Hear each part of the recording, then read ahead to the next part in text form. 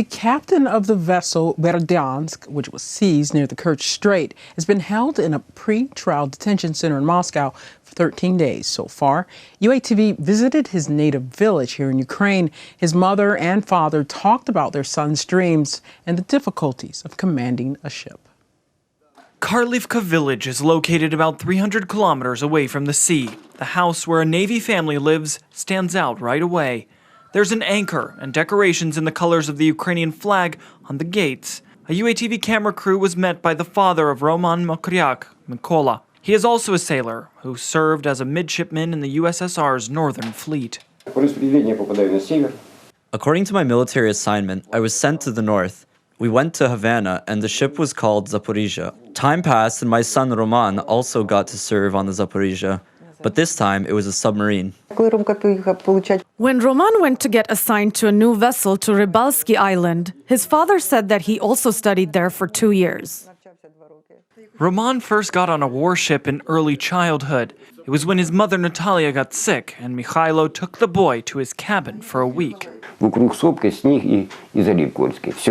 I had a vacation only once every 3 years. At that time, sailors helped me to take care of my son.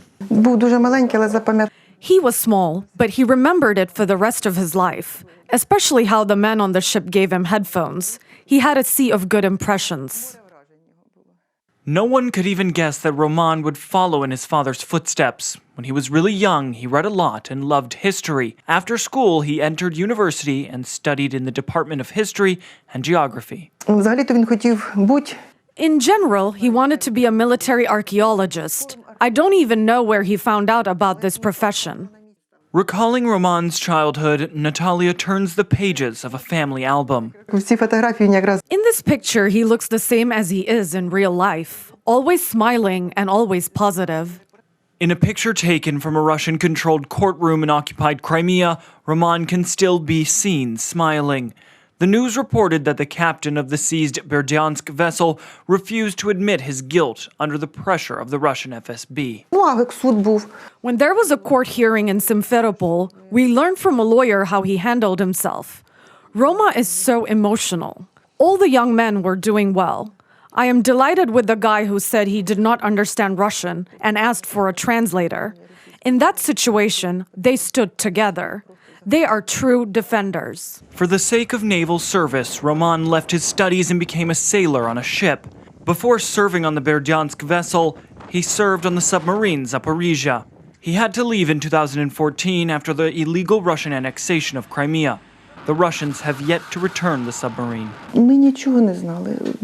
We knew nothing. He rarely called. Shortly said that everything is fine, that he is alive and healthy. I told him what I saw on TV, and he would say again that everything was fine, and he told me not to watch TV. And I still do not know what was actually happening there. Only when the flag was lowered and the boat was transferred to another bay did I hear his voice shake. Now, the Berdiansk is seized. The small armored tugboat was constructed 2 years ago. Roman is its first captain. He looks cheerful. He sent greetings to everyone. He asked everyone not to worry. Roman's father recites the words of the Commissioner for Human Rights of the Verkhovna Rada of Ukraine. Since the capture of Ukrainian sailors, there is no direct connection with them. Natalia always keeps her phone close by. We all pray for him. We are waiting for the news every minute. One time I saw that there was no phone in my hand, and my heart was about to jump out of my chest. I thought maybe something suddenly good happened, and I missed it. Almost every day, Natalia goes to the post office to send letters to Roman from relatives and fellow villagers. I would really like people to write letters to support him and every other young man. I just sent a letter to Roma, but I will write to every boy there because we all love them and want everyone to come home. Ukrainian naval flags in Ukrainian cities have been raised in honor of the sailors captured by Russia on November 25th. The same flag is fluttering near the Kropivnitsky City Council. A flag with a blue cross will also appear in Roman Mokryak's school in his hometown.